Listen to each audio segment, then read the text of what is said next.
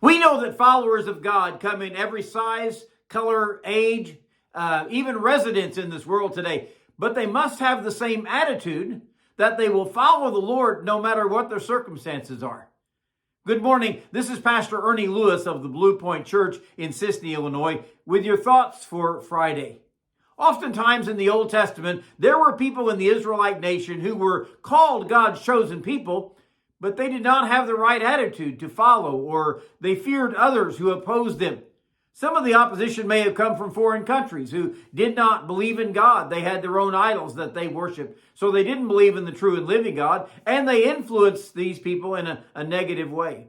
But sometimes the opposition was from their own leadership, such as King Ahab and Queen Jezebel. They harbored priests of the false god Baal even within their own palace. They sat and ate at their table.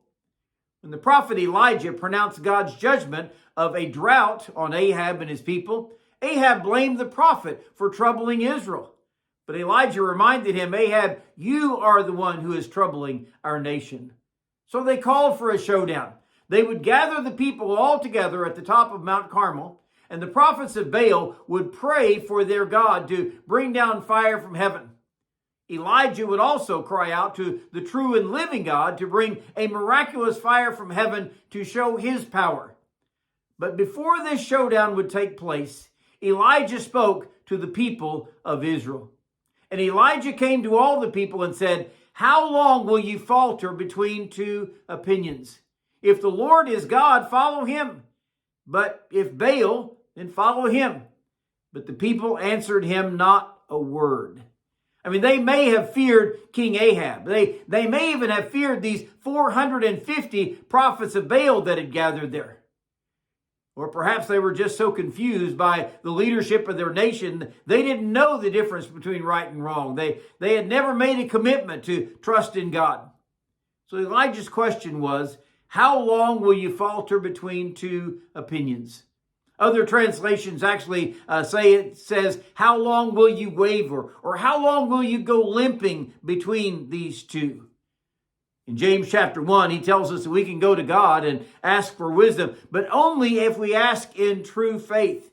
He reminds us that those who have doubts are like a wave that is driven and tossed by the wind on the sea. We really cannot expect anything from God unless we place our complete faith and our trust in him. Many people today expect God to act on their behalf even when they have never pledged their faith in him. So what about you and me today? Are we living by faith in God, or are we limping along between God and this world somewhere? Elijah showed his faith in this passage. He faced the prophets of Baal with a sacrifice, and whenever they prayed, there was nothing happened. They cried out, they cut themselves, but they received no answer, of course, because it was a false god. He could not speak. He could not bring down fire. So Elijah built up the altar. He even had water poured on it and began to pray for God to show himself by faith. By the way, his actual prayer was very short. He more or less said, God, hear me and let them know that you are the Lord God today, so that they will turn their hearts back to you. It is sad that they needed this kind of demonstration of power in order to put their faith in the Lord.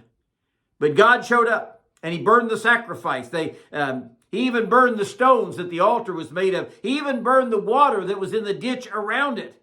And now when the people saw this spectacle, they fell on their faces and they cried out, oh, the Lord, he is God. The Lord, he is God. By the way, he is still the same God today. There are many in this world who are worshiping something else, or perhaps anything else. What will it take for us to know beyond the shadow of a doubt that he is God and we must worship him? You see, he's written his word for us to learn all about him. He has recorded miracles over and over to show his power, and he has called for each of us to follow him. So let's determine firmly right now here, we are going to serve the true and living God and place our trust completely in him.